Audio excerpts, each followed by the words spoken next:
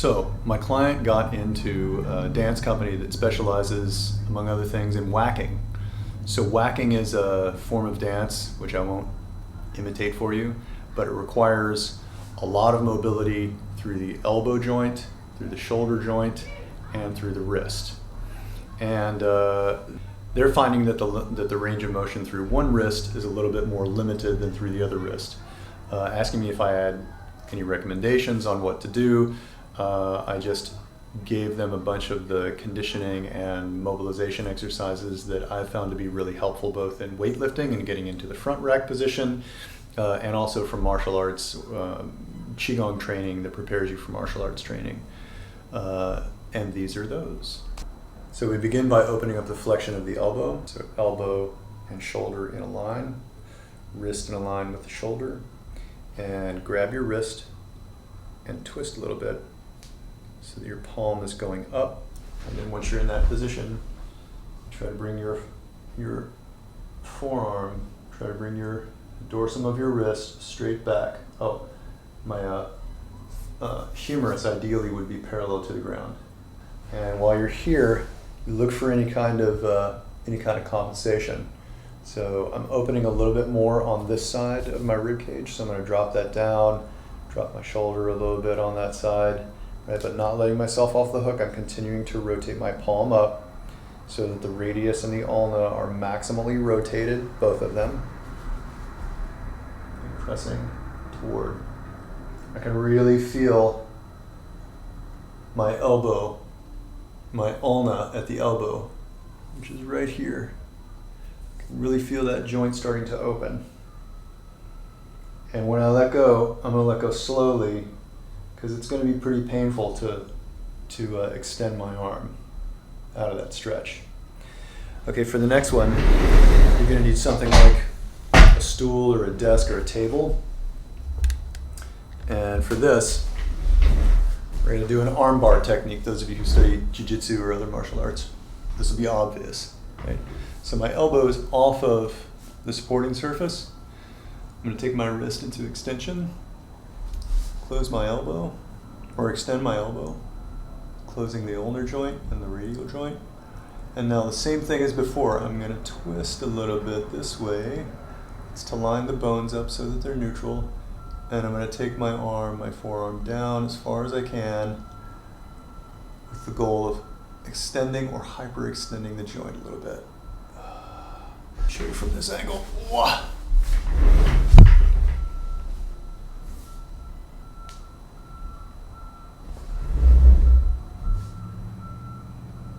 Twisting just a little.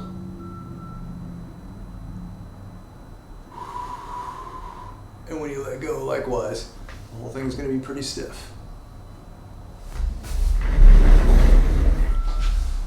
Now, for most people, doing it this way is going to be enough, but you can do it against a wall, or you can do it with a band. So here I've got the band anchored about shoulder height. I wrap it around my wrist, or around my hand, not my wrist. Get my elbow in the flexed position and lean forward. You'll want to experiment, because everybody's body is different, with the angle at which you're leaning. You may also want to protract your shoulder blade by reaching your elbow forward. Everybody's going to be stuck in a different position, different places. You also can experiment with the band being anchored closer to waist height, lower down. That'll get your elbow up, and it'll help you get into your lats a little bit more. You have to find what's right for you, and then experiment a little bit from there. So that's flexion and extension of the elbow. We'll go over some fluid motion with that, specific to the elbow a little bit later. Now you have the wrist. This is where the fun begins. Ah, you thought that shit with the elbow was fun, huh? So I'm not using a towel or a yoga mat just because I'm lazy, but you really should use one. So I'm gonna get a quadruped. Right? Lock my elbows. Slightly rotate out a little bit, and I'll lean my weight forward. The heel of my hand will come up off the floor, that's okay. Try to keep my elbows locked. I'm going to lean forward and then back, putting pressure on, and then taking it off, 5 times, and then the 5th time, you're gonna hold and count to 5. 1, 2, 3, 4, 5. Okay, now we're gonna train the flexion for the other side. So I'm gonna bring my hand back to me, and I'm gonna be sitting back this time. Right? I'm almost touching my knees. I'm gonna sit straight back. Again, lock your elbows. Don't let yourself off the hook. Don't torture yourself either. Rome wasn't built in a day. 2, 3, 4, 5. Hold for 2, 3, 4, and 5. Okay, you can release that. Now this way. Again, sitting back. 1, 2, 3, 4, and 5. Holding for 5 seconds. So if this is too much, you start with 3 repetitions and a 3-second hold. Work up to 5 repetitions with a 5-second hold, and then maybe up to 7 or 8, and then up to 10. And once you're at 10, that's more than enough. Okay, and then after that, you can start doing circles. So back to the dorsum on the floor. Okay, come back a little bit, and then you come to the side, and around to the other side. Back a little bit, side, the other way. Right? Do 3s, 5s, 7s, 10s. And again, come all the way back, straight back, with your elbows locked. Holding for a few seconds there. But the next one, I really like this one for the extension. So make sure that the wrists are just a little bit apart. So I have the wrist about ½ an inch apart, something like that, right? Make sure that your middle fingers are 3 o'clock and 9 o'clock. It's not rocket science, you'll figure it out. Picking the heel of the hand up a little bit. And then you lean to one side, and then to the other side. And then one side, and to the other side. And then picking the heel of the hand up from the floor a little bit as I lean. Okay, so we trained the flexion and the extension. I know I keep saying dorsiflexion, and that's not correct. Anyway, now we have to train some ulnar deviation and some radial deviation, right? So these are pretty simple. So for ulnar deviation, I like to go this way, and really we're stretching this joint and learning to comfortably compress this joint. Straighten your elbow, right? And that elongates the muscles and the tendons through the thumb. Gives a little bit of the emphasis. I don't know if that's hard for you to see. A little bit of the emphasis on that side, right? And then to stretch the ulnar side and compress the radial side or the thumb side, you come back the other way, right? So this way, and then bend the elbow, and you give a little bit of downward pressure. Want to.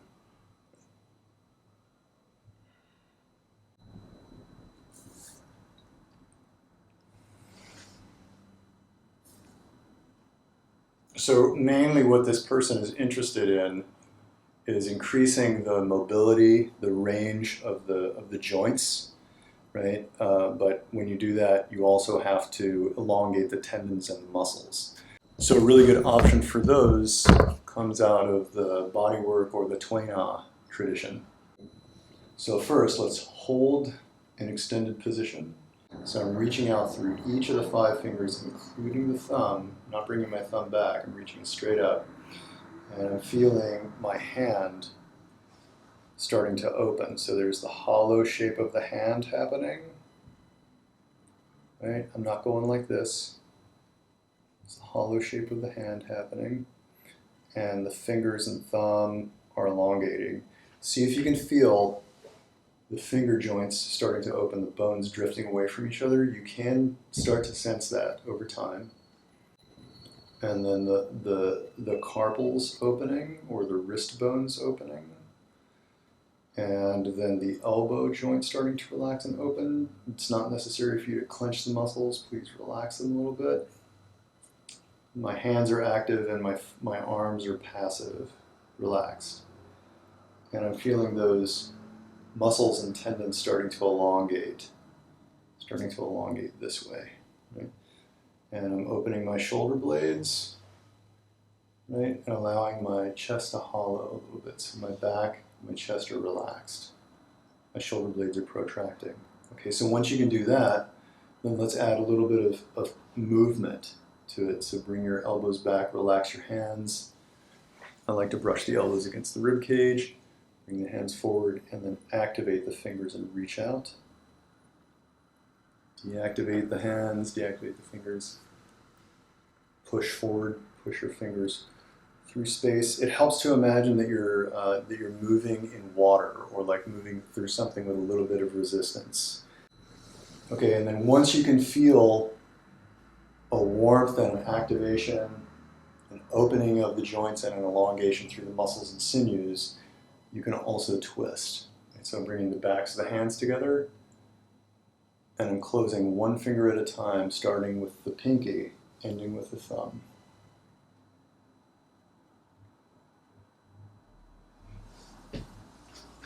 Right, allowing the shoulder blades to open and the chest to hollow.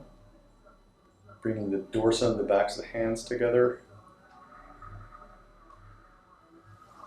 And let's take that up just one more level. So from here, as you start to close the pinky, beginning with the pinky, also contract the lats, right? So you're depressing your shoulder blades, contracting your lats, closing your pinky, then your ring, your middle, your index, and your thumb. Tight fist, then let it go.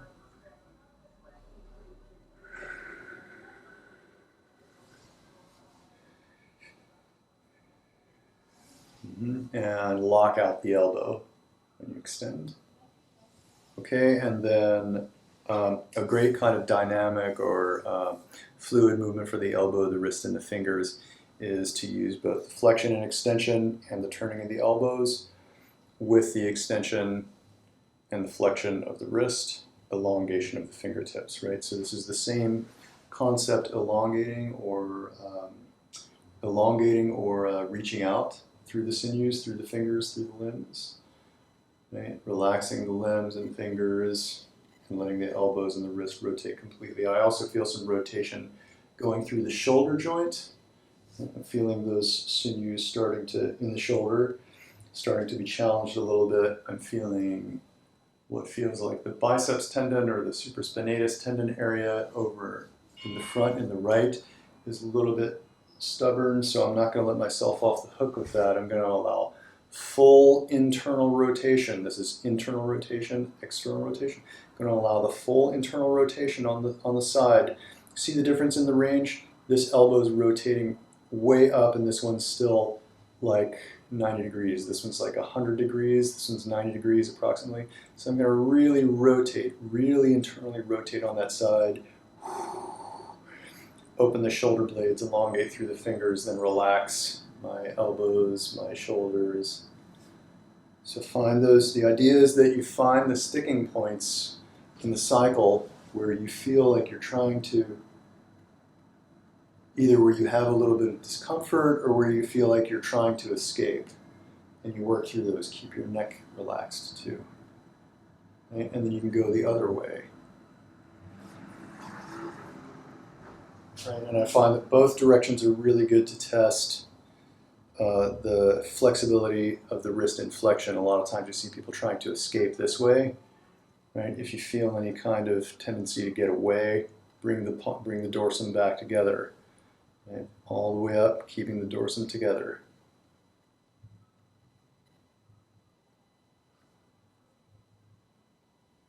Let's see, did we show them anything else?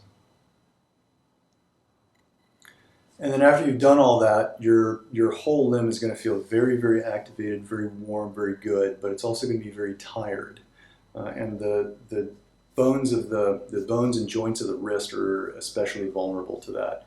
So it's good to traction your own wrist. So to do that, you grab the pinky through the first finger, and I'm going to take my hand this way to open the wrist, while taking my arm back this way, taking my elbow back that way. That. See how my wrist is growing? See that? And try to relax my wrist, my forearm as much as possible, even though my lats and my deltoids, I guess, are active. Letting that traction of the bones open. And then you can give a very small conservative rotation. This kind of joint mobilization, you have to be conscientious, you have to be aware of where your limits are. Work into the limits very, very, very gently, very slightly. So I feel something jammed right here, like sharp pain right there, which is probably about where the index meets the, what would that be? That'd be somewhere in the vicinity of the hamate bone, I think. Not that it matters. So I'm going to move my grip now. We were gripping the pinky and the index. Now I'm going to grip the ring finger and the thumb. Yeah, I can feel that I'm really getting into that spot over on the radial side that's stuck. It's starting to let go and feels pretty good, so now I'm rotating just a little bit, very, very small diameter. And I tell you, it feels better on this side, but there's definitely something a little bit cranky in there, which is to be expected after doing all these opening exercises down to the joint level. And that'll get better in a few days. In other words, it won't be so reactive in a few days. And then you do the other side, grabbing the pinky through the index. Right. And then grabbing the ring through the thumb. So I hope you enjoyed this. I hope you got something out of it. I hope it helps your whacking or your lifting or your climbing or whatever. You are going to be fatigued after this, so your grip strength will be less, your speed's going to be a little bit slower. So you're going to be a little bit slower and a little bit weaker after this at first, but these are actually gentle enough to do every day once your body gets used to them, once you start to recover. So after about 5 to 7 days or so of doing this every day or most days of the week, your body will quickly get used to it.